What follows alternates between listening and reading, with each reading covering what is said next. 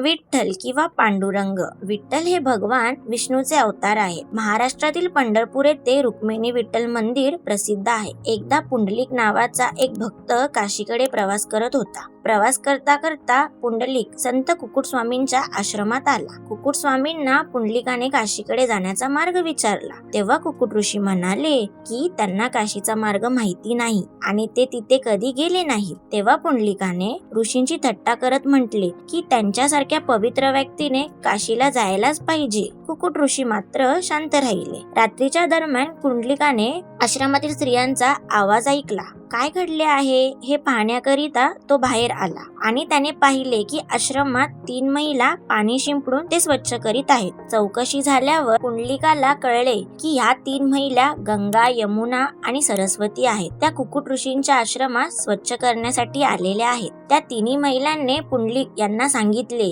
की धार्मिकता, अध्यात्म आणि भक्ती पवित्र ठिकाणी भेट देण्यावर किंवा खार्चिक रीतिरिवाजावर अवलंबून नसून केवळ कर्म करण्यावरती अवलंबून आहे. त्या 3 स्त्रियांनी त्यांना सांगितले की ऋषी कुकुट यांनी आपल्या आई वडिलांना अत्यंत विश्वासाने सेवा दिली आहे आणि त्यांचे सर्व आयुष्य एकीकडे समर्पित केले आहे. अशा प्रकारे त्यांनी मोक्ष मिळवण्यासाठी पुण्य जमा केले आणि आपल्याला त्यांची सेवा करण्यासाठी पृथ्वीवर खाली आणले. पुंडलिकाने त्यांच्या आई वडिलांना सोडले होते आणि मोक्ष व आशीर्वाद मिळवण्यासाठी काशीला भेट देत होते. आपल्या आई वडिलांची त्यांना काशीला घेऊन जाण्याची विनंती त्यांनी पूर्ण केली नाही. पुंडलिकाला आता त्याची चूक समजली आणि तो घरी परत आला आणि त्याने त्याच्या आई वडिलांना काशीत आणले आणि परत त्यांची सेवा करण्यास सुरुवात केली. भगवान कृष्ण हे आपल्या आई वडिलांप्रती पुंडलिकाच्या प्रामाणिक भक्तीने प्रभावित झाले. त्यांनी पुंडलिकाच्या घरी जाण्याचा निर्णय घेतला. जेव्हा भगवान कृष्ण पुंडलिकाच्या घरी आले तेव्हा तो आपल्या आई वडिलांच्या सेवेत मग्न होता. पुंडलिकाने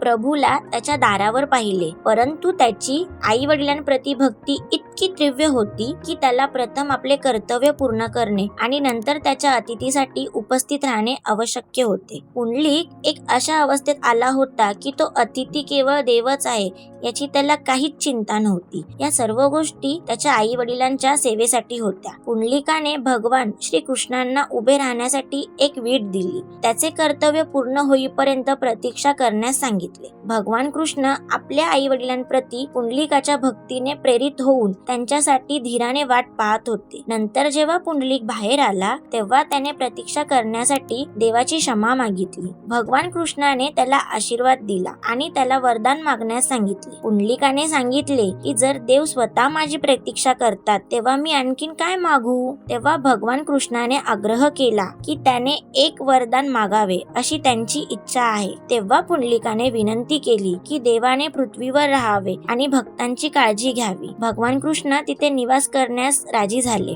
आणि आपण विठोबा म्हणून ओळखले जाऊ असे सांगितले. भगवान विठोबाचे स्वरूप स्वयंभू आहे, ज्यांचा अर्थ असा आहे की त्यांची मूर्ती कोरलेली किंवा कोरीव नाही, पण ती स्वतः अस्तित्वात आली आहे.